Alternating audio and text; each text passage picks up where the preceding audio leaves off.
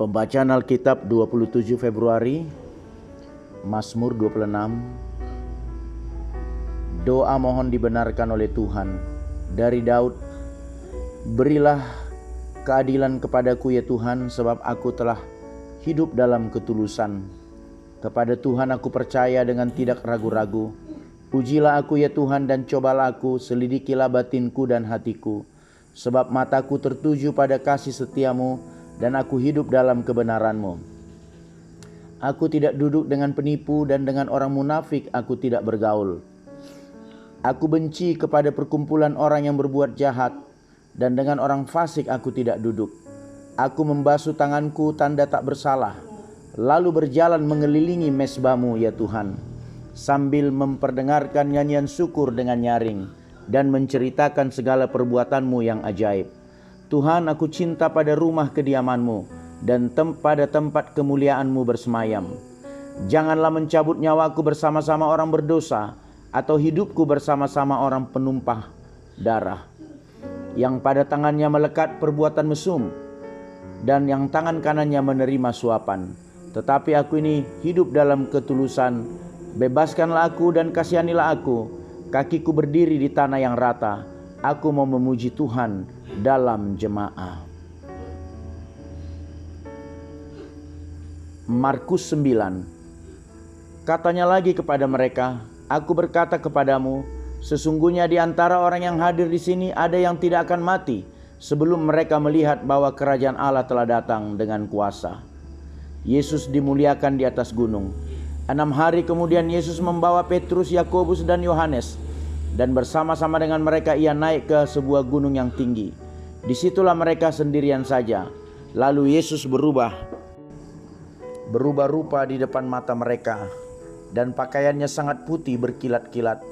Tidak ada seorang pun di dunia ini yang dapat mengelantang pakaian seperti itu. Maka nampaklah kepada mereka Elia bersama dengan Musa.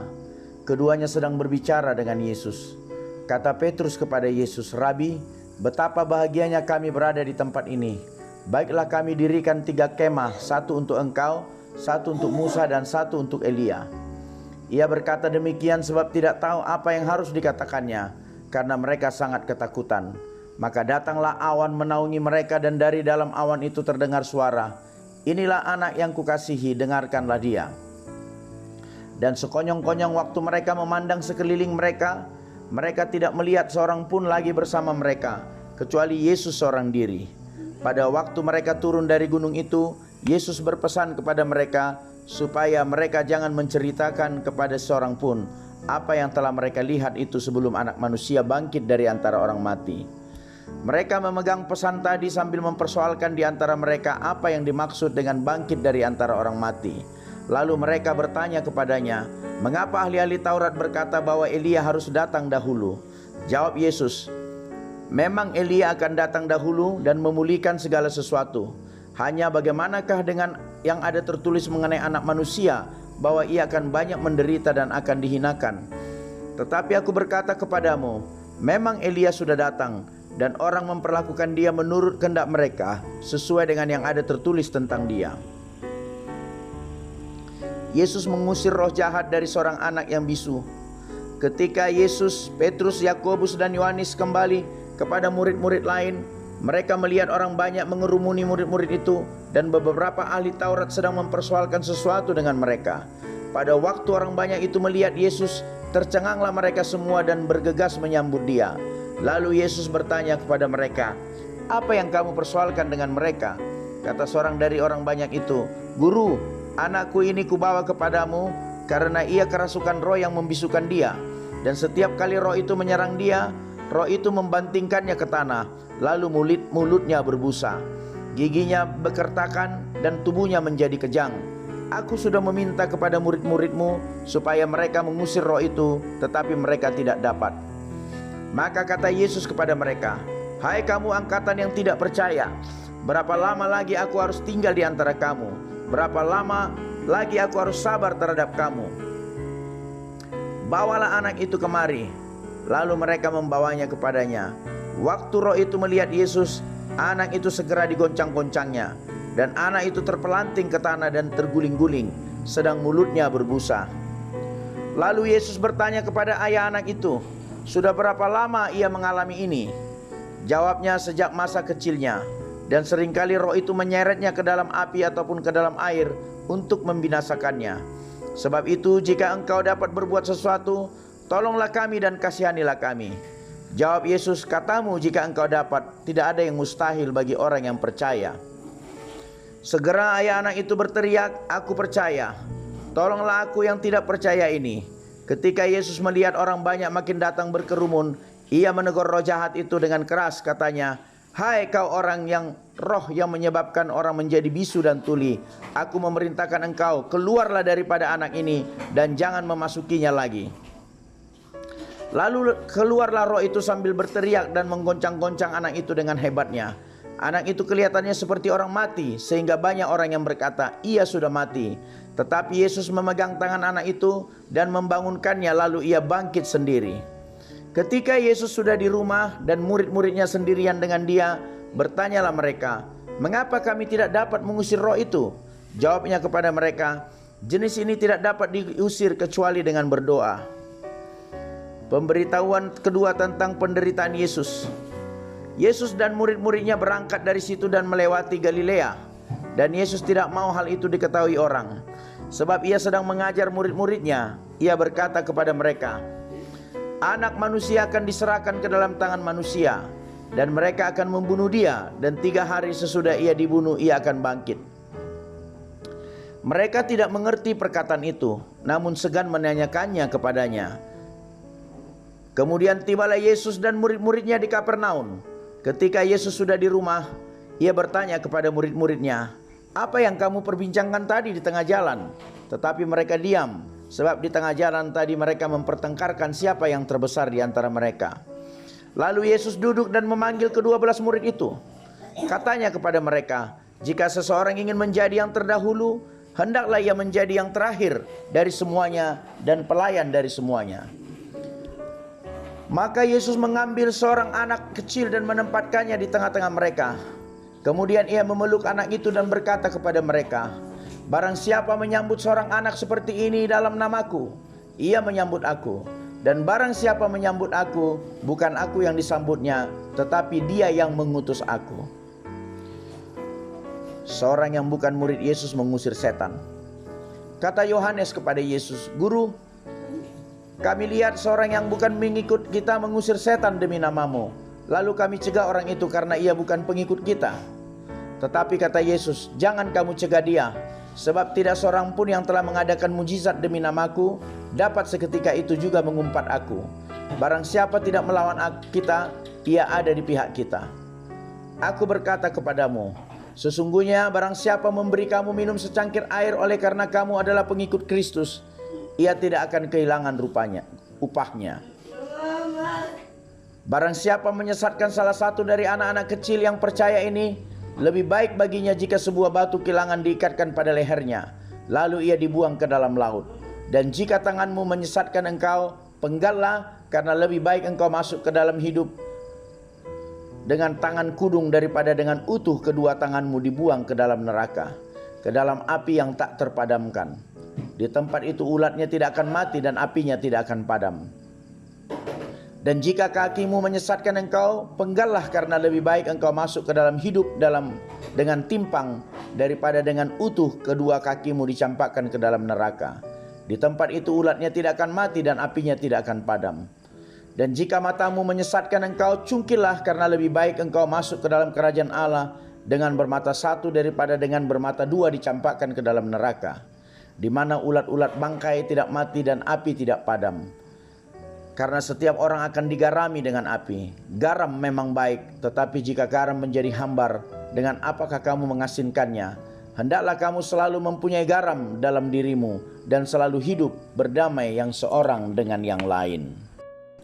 Keluaran 39 hingga 40. Membuat pakaian imam. Dari kain ungu tua, kain ungu muda, dan kain kirmizi dibuat merekalah pakaian jabatan yang dipakai apabila diselenggarakan kebaktian di tempat kudus. Juga dibuat mereka pakaian-pakaian kudus untuk Harun, seperti yang diperintahkan Tuhan kepada Musa. Dibuatnyalah baju efod dari emas, kain ungu tua dan kain ungu muda, kain kirmizi dan lenan halus yang dipintal benangnya. Mereka menempa emas papan dan dipotong-potongnya lah itu menjadi benang emas untuk dipakankan pada kain ungu tua, pada kain ungu muda, pada kain kirmizi dan pada lenan halus buatan seorang ahli. Dibuat merekalah tutup bahu pada baju efod itu yang disambung kepadanya. Di kedua ujungnya lah baju efod itu disambung. Sabuk pengikat yang ada pada baju efod itu adalah seiras dan sama buatannya dengan baju efod itu, yakni dari emas, kain ungu tua, kain ungu muda, kain kirmizi dan lenan halus yang dipintal benangnya, seperti yang diperintahkan Tuhan kepada Musa. Dikerjakan merekalah permata krisopras, yakni dililit dengan ikat emas, diukirkan padanya nama para anak Israel, yang diukirkan seperti materai. Ditaruhnyalah itu pada kedua tutup bahu baju efod sebagai permata peringatan untuk mengingat orang Israel, seperti yang diperintahkan Tuhan kepada Musa. Dibuatnyalah tutup dada buatan seorang ahli, buatannya sama dengan baju efod, yakni dari emas, kain ungu tua, kain ungu muda, kain kirmizi dan lenan halus yang dipintal benangnya. 4 persegi dibuatnya itu, lipat 2 dibuat mereka tutup dada itu, sejengkal panjangnya dan sejengkal lebarnya. Ditatah mereka itulah dengan 4 jajar permata, permata yaspis merah, krisolit malakit, itulah jajar yang pertama. Jajar yang kedua permata batu darah, lazurit, yaspis hijau. Jajar yang ketiga permata ambar, akik kecubung. Jajar yang keempat permata pirus, krisopras dan nefrit, dililit dengan ikat emas. Demikianlah permata-permata itu dalam tatahannya. Sesuai dengan nama para anak Israel, permata itu adalah 12 banyaknya. Dan pada tiap-tiap permata ada diukirkan seperti materai nama salah satu suku dari yang 12 itu. Juga dibuat merekalah untuk tutup dada itu untai berpilin yang buatannya sebagai tali berjalin dari emas murni. Dibuat merekalah 2 ikat emas dan 2 gelang emas, dan kedua gelang itu dipasang pada kedua ujung tutup dada. Dipasang merekalah kedua untai emas yang berjalin itu pada kedua gelang itu di ujung tutup dada. Kedua ujung lain dari kedua untai berjalin itu dipasang merekalah pada kedua ikat emas itu. Demikianlah dipasang pada tutup bahu baju efod di sebelah depannya. Dibuat merekalah 2 gelang emas dan dibubuh pada kedua ujung tutup dada itu, pada pinggirnya yang sebelah dalam yang berhadapan dengan baju efod. Juga dibuat merekalah 2 gelang emas dan dipasang pada kedua tutup bahu baju efod di sebelah bawah pada bagian depan, dekat ke tempat persambungannya, di sebelah atas sabuk baju efod. Kemudian diikatkan merekalah tutup dada itu dengan gelangnya kepada gelang baju efod dengan memakai tali ungu tua, sehingga tutup di atas sabuk baju efod dan tutup dada itu tidak dapat bergeser dari baju efod, seperti yang diperintahkan Tuhan kepada Musa. Dibuatnyalah gamis baju efod buatan tukang tenun dari kain ungu tua seluruhnya. Leher gamis itu di tengah-tengahnya seperti leher baju zirah. Lehernya itu mempunyai pinggir sekelilingnya supaya jangan koyak. Dibuat merekalah pada ujung gamis itu buah delima dari kain ungu tua, kain ungu muda dan kain kirmizi yang dipintal benangnya. Dibuat merekalah giring-giring dari emas murni, dan ditaruhlah giring-giring itu di antara buah delima pada ujung gamis itu, berselang-seling di antara buah delima itu, sehingga satu giring dan satu buah delima selalu berselang-seling pada sekeliling ujung gamis, yang dipakai apabila diselenggarakan kebaktian seperti yang diperintahkan Tuhan kepada Musa. Dibuat merekalah kemeja dari lenan halus buatan tukang tenun untuk Harun dan anak-anaknya, serban dari lenan halus, destar yang indah dari lenan halus, celana lenan dari lenan halus yang dipintal benangnya, dan ikat pinggang dari lenan halus yang dipintal benangnya, kain ungu tua, kain ungu muda dan kain kirmizi dan tenunan yang berwarna-warna, seperti yang diperintahkan Tuhan kepada Musa. Dibuat merekalah patam, jamang yang kudus dari emas murni, dan pada jamang itu dituliskan tulisan, diukirkan seperti materai, kudus bagi Tuhan. Dipasang merekalah pada patam itu tali ungu tua untuk mengikatkan patam itu pada serbannya di sebelah atas, seperti yang diperintahkan Tuhan kepada Musa. Pekerjaan itu diterima baik oleh Musa. Demikianlah diselesaikan segala pekerjaan melengkapi kemah suci, yakni kemah pertemuan itu. Orang Israel telah melakukannya tepat seperti yang diperintahkan Tuhan kepada Musa. Demikianlah mereka melakukannya. Dibawa merekalah kemah suci itu kepada Musa, yakni kemah dengan segala perabotannya, kaitannya, papannya, kayu lintangnya, tiangnya dan alasnya. Tudung dari kulit domba jantan yang diwarnai merah, tudung dari kulit lumba-lumba, tabir penudung, tabut hukum Allah dengan kayu-kayu pengusungnya, dan tutup pendamaian.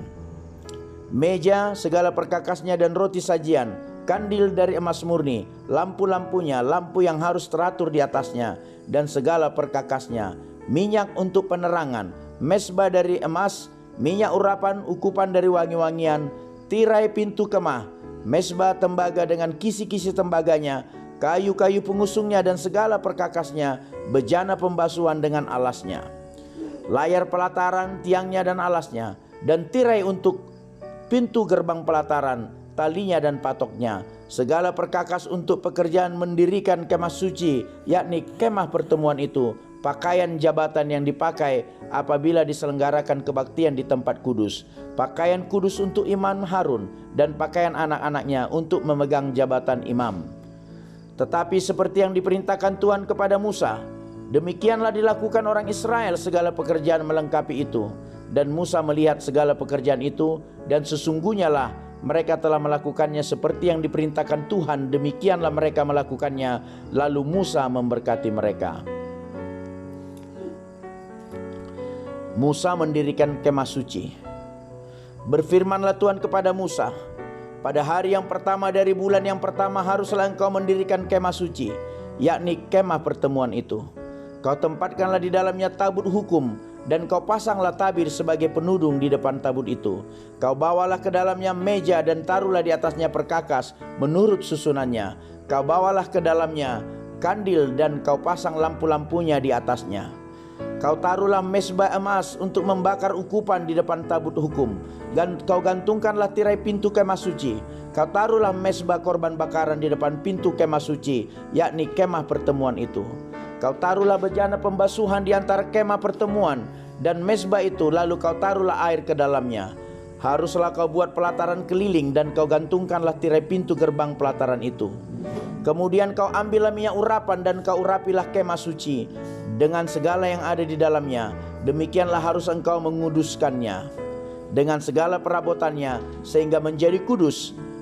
Juga kau urapilah mesbah korban bakaran itu dengan segala perkakasnya. Demikianlah engkau harus menguduskan mesbah itu sehingga mesbah itu maha kudus.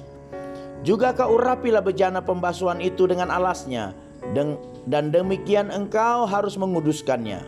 Kemudian kau suruhlah Harun dan anak-anaknya datang ke pintu kemah pertemuan, dan kau basuhlah mereka dengan air. Kau kenakanlah pakaian yang kudus kepada Harun, kau urapi dan kau kuduskanlah dia, supaya memegang jabatan imam bagiku. Juga anak-anaknya kau suruhlah mendekat, dan kau kenakanlah kemeja kepada mereka. Urapilah mereka seperti engkau mengurapi ayah mereka, supaya mereka memegang jabatan imam bagiku. Dan ini terjadi supaya berdasarkan pengurapan itu mereka memegang jabatan imam untuk selama-lamanya turun-temurun.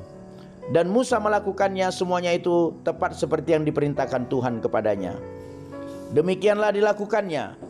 Dan terjadilah dalam bulan yang pertama tahun yang kedua, pada tanggal 1 bulan itu, maka didirikanlah kemah suci. Musa mendirikan kemah suci itu.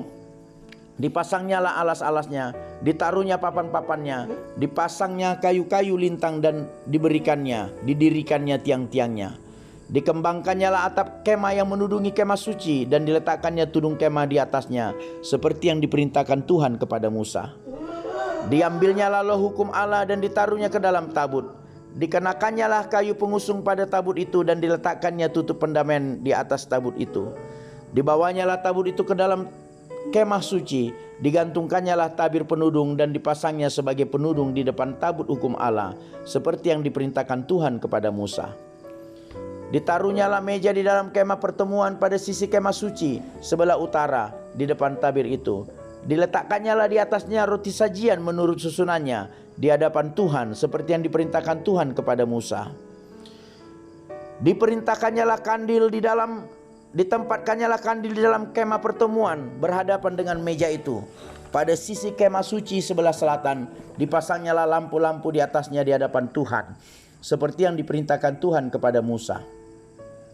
Ditempatkannya mezbah emas di dalam kemah pertemuan di depan tabir itu.